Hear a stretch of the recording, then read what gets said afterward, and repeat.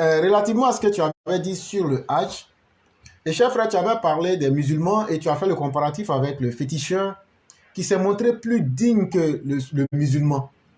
Mais Dieu merci, tu as dit que le monsieur était un musulman. Tu n'as pas dit qu'il était un croyant. Et c'est à cela que je veux venir pour bien clarifier les choses. Ceux qui dirigent les musulmans en Côte d'Ivoire sont des musulmans.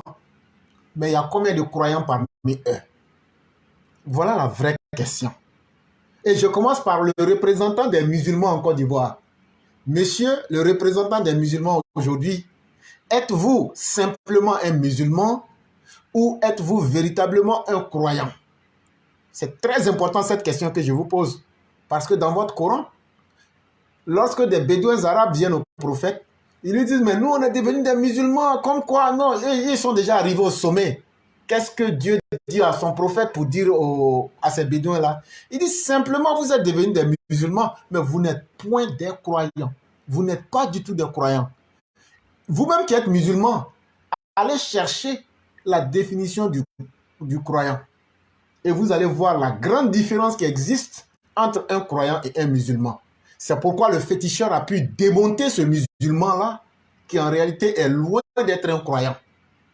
Parce que votre propre prophète, à l'an 628, a eu confiance à des non-musulmans, mais qui étaient des gens dignes, qui étaient des gens qui croyaient, qui croyaient en ce à quoi ils croient. Parce que ce qui trompe beaucoup de personnes, c'est que dans l'idéologie musulmane, toute croyance est une religion. Je le dis bien, toute croyance est une religion. C'est comme quand tu prends la philosophie, tu trouveras plusieurs domaines. Il y a les utilitaristes, il y a les matérialistes. Quand on parle de matériel, ça ne veut pas dire ceux qui aiment l'argent. Non, non, non. Ça veut dire eux croient à ce qui est physique. Vous allez trouver plusieurs types de philosophie. Mais même si vous prenez, c'est un exemple que je prends, même si vous prenez chaque compartiment, c'est considéré comme une religion. Quand vous prenez, selon l'idéologie musulmane, le communisme est comme une religion. Et etc., etc. Et donc, ce que je suis en train de vous raconter là, c'est, on appelle ça, chez les musulmans, ils appellent ça le traité de Hudaybiya. Ça s'est fait à l'an 628, et c'est la ville où ils ont signé, le prophète a signé ce traité avec les non-croyants, les féticheurs, ceux qui ont chié là. Eux, ils étaient tellement dignes que votre prophète, quand il devait signer ce traité-là, ils lui ont dit, mais toi-même, tu sais que nous, là, nous, on croit en ce qu'on fait. Mais nous, on ne croit pas en toi. Donc là, il ne faut pas mettre au nom de Dieu le miséricordieux, c'est moi. Nous, on s'en fout de toi, nous, on ne te reconnaît pas. Et votre prophète, il a dit, il n'y a pas de problème, j'enlève tout ça. Ils ont signé le deal. Et dans le deal, qu'est-ce qui a été décidé? Ils ont décidé que sur une période de 10 ans, ils ne vont pas se faire la guerre. Ça, c'est le premier point.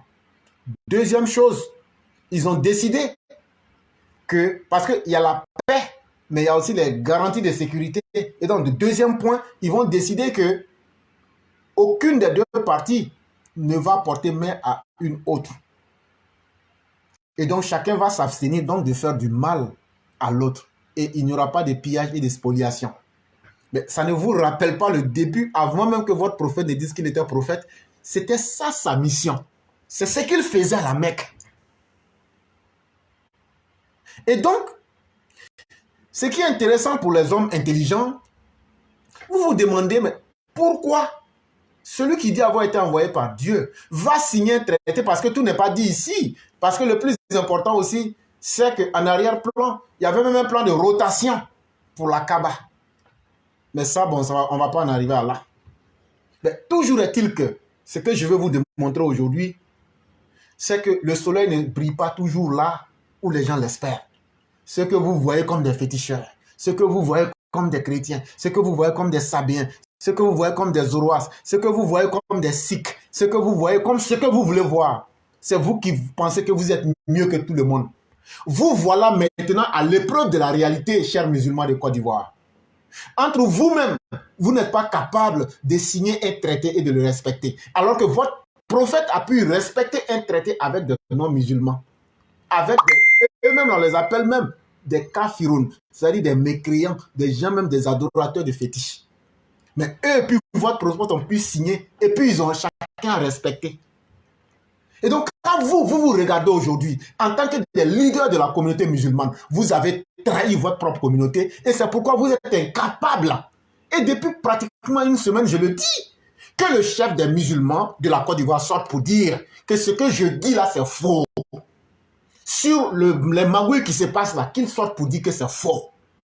Qu'il sorte pour dire que les gens ne viennent pas avec des passeports pour venir inscrire des gens qui ne sont même pas ivoiriens, qui ne devraient même pas être là, et on empêche ceux qui ont le droit, alors que le traité de Oudébia dit on va s'abstenir de se faire du mal entre des musulmans et des mécréants. Mais vous, les musulmans, vous faites du mal entre vous. Vous spoliez d'autres musulmans pour donner à d'autres musulmans. Mais finalement, moi, je me pose la question. Est-ce que ces mécréants-là n'étaient pas mieux que vous? Ceux que vous considérez comme des féticheurs, est-ce qu'eux n'étaient pas mieux que vous? Eux, au moins, ils sont croyants en ce qu'ils font. Et ils se font respecter. Et donc, est-ce que vous pouvez me dire que vous respectez votre propre prophète? Vous pouvez me dire que vous respectez sa sunnat? Vous pouvez me dire que vous respectez sa tradition? Et j'ai bien dit que dans le deuxième pan, ils se sont abstenus de se faire du mal. Mais ça, c'est la première mission de votre prophète à la Mecque, avant même qu'il lui-même n'imagine qu'il va être prophète. Mais aujourd'hui, comment les musulmans, surtout avec le COSIM et toutes les organisations musulmanes, s'asseyent et on fait du mal à d'autres musulmans devant eux-mêmes. Mais vous devenez quoi? Et après cela, quand les enfants de la fête, si vous chicotent à l'université, vous criez pour demander de l'aide. Ah, malheur à vous. Parce que si vous créez un peuple de faibles, vos hommes seront plus faibles qu'une plume. Parce que le mal que vous sémez là, ça fait que personne ne vous respecte. Les gros boubous que vous portez, c'est la même chose. Je commence par le chef des musulmans en Côte d'Ivoire, que je respecte, mais on va lui dire ces vérités-là.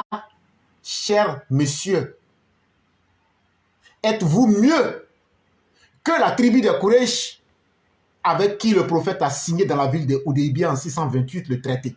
Parce que eux au moins avaient de l'éthique, eux au moins avaient de la morale, eux au moins s'assumaient, et eux au moins on pouvait leur faire confiance. Est-ce que les musulmans de la Côte d'Ivoire peuvent vous faire confiance en tant que les dignitaires musulmans? Je ne vois pas cela en ce moment. Parce que votre incapacité à sortir pour reconnaître les faits et inviter tous les musulmans et les recadrer sèchement n'a pas été fait. Et je suis sûr que ça ne sera pas fait. Et ne venez pas me dire que vous allez rentrer dans un paradis. Je parle de vous les musulmans. Votre paradis imaginaire, le paradis des idiots. Parce que le Dieu auquel moi je crois est plus important que ça. Parce qu'en réalité, je ne suis pas un mécréant. Je ne suis pas islamophobe. Je ne suis pas contre les religions. Mais je suis un homme qui réfléchit sur Dieu et qui réfléchit sur sa condition. Et je n'accepte pas n'importe quoi. Voilà ce que je suis en réalité. Et ça, vous allez me blâmer, mais c'est écrit dans votre propre Coran. Est-ce que vous ne réfléchissez pas? Ah, donc si Dieu peut te condamner de n'avoir pas réfléchi, est-ce que Dieu va, moi, être capable de me condamner par excès de réflexion? Pourquoi j'aurais peur de me demander Dieu lui-même, il est qui? C'est vrai que dans mon corps physique, je ne pourrais pas avoir toutes les réponses. Mais peut-être que je suis plus en avance que vous, qui vous mettez dans les draps, qui vous mettez dans les apparats.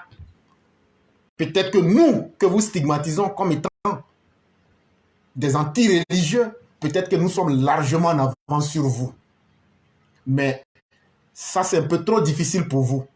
Ne rentrons pas dans le supranaturel. Ne demandons pas de nous définir ce que vous ne maîtrisez pas. Mais allez simplement assainir votre communauté des musulmans. Parce que vous n'êtes pas encore des croyants. Je me base sur le Coran pour dire que vous n'êtes pas des croyants, à commencer par le chef des musulmans de la Côte d'Ivoire. Si tu restes là sans rien faire, c'est que l'éthique même que le prophète a commencé, pratiquer la justice là, à ne pas accepter que l'injustice se fasse là. c'est que tu n'es pas digne de ton prophète, ni de le représenter. Je commence par le chef des musulmans, pour que les plus petits sentent qu'eux, là, ils ne sont rien dans l'affaire. Et moi, je l'ai toujours dit, vous qui nous écoutez ici en majorité, vous êtes des musulmans. Si vous n'êtes pas satisfait de ce que j'ai dit, ou même vous n'êtes pas convaincu, vous pouvez simplement venir au débat et me demander ce que tu es en train de gueuler là, il faut prouver. Ça sera encore la chose la plus intéressante. C'est vrai que ce n'est pas une tribune de religion, mais c'est une tribune de la connaissance. Et nous ne sommes pas là pour la complaisance. Et donc, c'est très important. Allez dire aux représentants des musulmans que sa maison est très sale. C'est même plus sale que les fétiches qui ont tué nos parents à Boaké, à 40 km de Boaké. La maison des musulmans est plus sale aujourd'hui que la maison des féticheurs. Allez dire que la maison des chrétiens est plus propre que la maison des musulmans. Parce que, à la lumière de la réalité aujourd'hui, l'islam aujourd'hui donne toutes les raisons d'être une religion qui fait honte. En tout cas, parce qu'on voit en Côte d'Ivoire et à travers ses dirigeants. Et chers frères, nous, on ne va pas tourner. On va vous dire ces vérités-là de façon très crue. Et comme je l'ai dit, aucune menace ne vaut la peine si elle n'est pas mise en œuvre. On vous a déjà averti. Tout ce qu'on est en train de faire, on va compiler des témoignages, on va déposer à l'ambassade de l'Arabie Saoudite. On va déposer auprès du ministre Vagondo. Parce que ce n'est pas la faute du gouvernement, ce n'est pas la faute de qui que ce soit. C'est vous-même qui vous mettez une balle dans le pied et en même temps vous demandez l'impossible. Ça ne peut pas se faire. Il faut que vous soyez un peu plus sérieux. Et ça, il n'y a pas une école pour enseigner à quelqu'un d'être sérieux. Il faut que vous vous respectiez vous-même. Comme de la manière, les mécréants du traité d'Hudaybiya se sont fait respecter. Ils disent, le prophète est venu, il a écrit, au nom de Dieu, le clément, les musulmans disent, Bismillah ar-Rahman ar-Rahim. Il dit, hey, toi là, nous on ne connaît pas ça. Toi, ton Dieu là, nous on dit, on ne croit pas. Nous on a nos 313 fétiches ici. C'est ça notre Dieu. Il faut enlever ça. Le prophète des musulmans dit, j'ai compris. Il a enlevé. Il dit encore, au nom de Mohammed, le prophète de Dieu. Ils disent, quoi?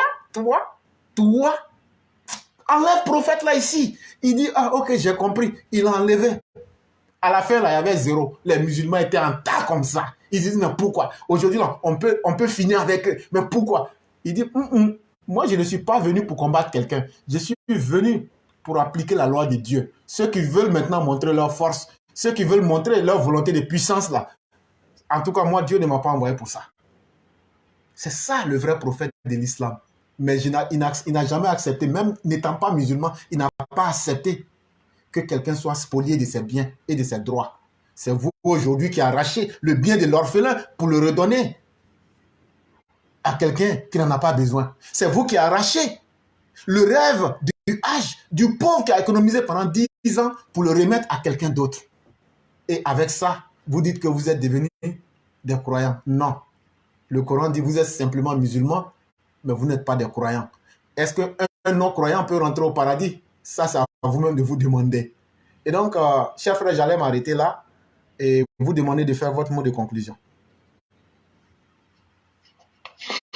Ok, merci, cher frère. J'espère que tout ça ne va pas rentrer dans les oreilles d'un sourd. Bon, non, moi j'espère que, chers frères, j'espère qu'ils ne vont pas me faire la djihad, me couper une tête, parce que les musulmans, quand les attaquent, là, ils font ça. Hein. Bon, j'espère qu'ils ne vont pas me tuer au moins. je risque de devenir là Salman Rushdie. De cette religion-là, je pense qu'ils doivent savoir à quel moment faire le djihad. Effectivement. Et encore si ils sont sincères avec eux-mêmes, envers eux-mêmes, ils vont savoir c'est quoi le vrai djihad. Effectivement. Parce qu'il y a le djihad al-nafs qui est le véritable. Exact. Vous dites que nous n'est pas musulmans, mais on connaît votre religion au moins. On peut vous expliquer votre religion. Ça au moins on a ce mérite-là. Chers frères, ce que je vais les dire comme dernier mot, si vous vous reconnaissez à ce grand prophète-là, bien avant même qu'il reçoive la prophétie, on l'appelait le digne de confiance. Et si sans lui, vous vous inspirez, lui à son jeune âge, on l'appelait le digne de confiance. Mais vous, à vos âges, est-ce que vous êtes les dignes de confiance? Excuse-moi, cher frère. Il n'y a pas de problème. Mais vous, à vos âges, est-ce que vous méritez qu'on vous appelle les dignes de confiance? Pas du tout. Parce qu'il y a quelqu'un hier, par sa séduction, a payé quelques places pour des musulmans. Comme lui-même, il s'est fait appeler le boulanger. Mais voici un monsieur, par sa subvention, donne la possibilité à plus de personnes de réaliser ce rêve-là avant qu'ils se retrouvent dans la tombe. Mais vous êtes en train de les empêcher. Vous êtes en train de voler les places. Est-ce que vous êtes celui-là, ceux-là qui s'inspirent de celui qu'on appelait le digne de confiance?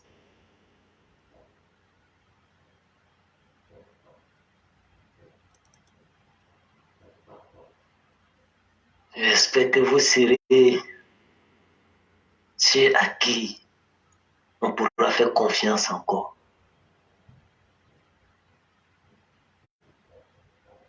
Vous connaissez le Coran plus que nous, mais est-ce que vous vous inspirez de sa parole? Chers frères, que Dieu nous pardonne. Amen. Et surtout qu'il nous guide sur l'un des sentiers de la vérité et de la justice. Amen. Parce qu'en réalité, il y a plusieurs voies. Il n'y a pas une voie unique. Et c'est important. C'est pourquoi votre prophète parlait des 7 portes du paradis. Ce n'est pas le chiffre 7. Soyons un peu plus intelligents quand on veut véritablement croire en Dieu, chers musulmans. Surtout les musulmans de Côte d'Ivoire, vous faites très honte. Vous faites très honte. Le gouvernement de l'Alassane Ouattara vous a respecté. Mais vous-même, vous ne vous respectez pas. Vos dignitaires ne vous respectent pas. Et vous-même, vous ne respectez pas vos dignitaires. Sinon, le devoir de vérité allait alimenter vos rapports. Ressaisissez-vous, chers musulmans de Côte d'Ivoire. Vous n'êtes pas sur le bon chemin. Chers frères, c'est par cela qu'on va vous laisser vous reposer. Merci infiniment à vous et bien des choses à toute la famille. Ok, cher frère, merci pour ton combat. Merci à tous ceux qui permettent à cette plateforme d'exister à travers des partages et des likes. Que Dieu nous accompagne dans ce combat-là, parce que ce combat-là est noble. Amen, amen, amen. Donc, je dis bonne soirée à tout le monde. Merci beaucoup. Et bon début de semaine. À toi pareillement et à tous ceux qui sont du côté de l'Hexagone. Merci beaucoup.